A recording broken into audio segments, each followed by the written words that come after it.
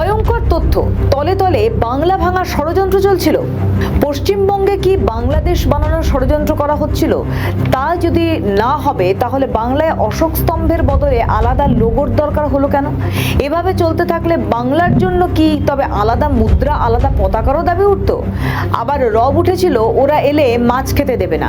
জয় Bangla slogan শুধুই কি আবেগের রাজনীতি ছিল, নাকি এর পিছনে লুকিয়ে ছিল আরো বড় কোনো পরিকল্পনা?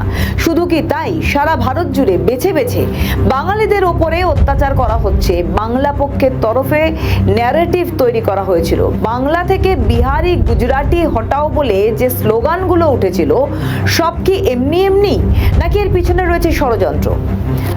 আসা যাক বিস্তারিত প্রতিবেদনে।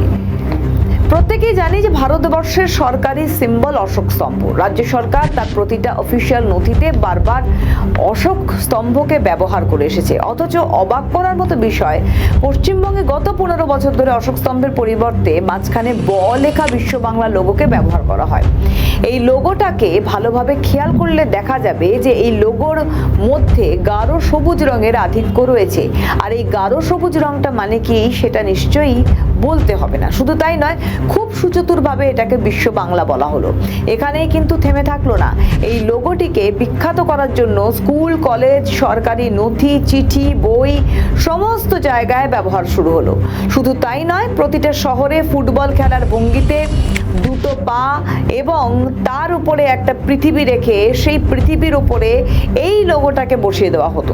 বিশ্ব বাংলার নামে গেট তৈরি হলো। ধীরে ধীরে অশোক স্তম্ভের পরিবর্তে খুব জোরালোভাবে লোগোর প্রচার শুরু হলো। এই লোগোটিকে নর্মাল মনে হলেও এটা কিন্তু বিচ্ছিন্নতাবাদী মানসিকতার শুরু। পৃথিবীতে যত দেশ বিচ্ছিন্ন হয়েছে সেগুলো কিন্তু এভাবেই শুরু হয়েছে। আবার পশ্চিমবঙ্গর নাম বদলে শুধু বাংলা করার প্রস্তাব এবং আলাদা করে বাংলা দিবস পালন করার পরিকল্পনাও চলছিল।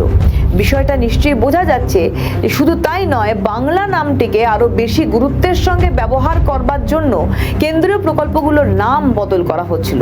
যেমন প্রধানমন্ত্রী আবাস যোজনার নাম বদলে বাংলা বাড়ি রাখা হয়। একইভাবে জয় বাংলা স্লোগান পশ্চিমবঙ্গ জুড়ে বিখ্যাত হয়ে যায়। প্রত্যেকের সামনে কয়েকটা পয়েন্ট তুলে ধরা হলো। প্রশ্ন উঠছে, তলে তলে কি তাহলে বাংলা ভেঙে দেওয়ার পরিকল্পনা চলছিল? আমাদের ভিডিও ভালো লাগলে লাইক ও শেয়ার করুন। কমেন্ট সেকশনে আপনাদের মতামত জানান। আরও ভিডিও পেতে আমাদের চ্যানেলটিকে সাবস্ক্রাইব করুন এবং প্রতি মুহূর্তে খবরের আপডেট পেতে প্রেস করুন বেল আইকন।